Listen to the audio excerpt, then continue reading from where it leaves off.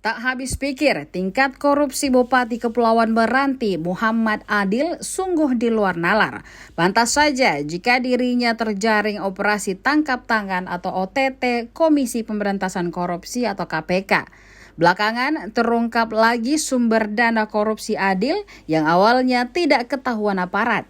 Sang bupati nonaktif menggadaikan tanah dan bangunan kantor Bupati Kepulauan Meranti kepada pihak bank. Tidak main-main, dananya mencapai 100 miliar rupiah. Selanjutnya hal itu akan menjadi pendalaman pihak KPK selama proses penyelidikan itu berlangsung. Kepala Bagian Pemberitaan KPK Ali Fikri menjelaskan bahwa hal itu menjadi kasus yang baru.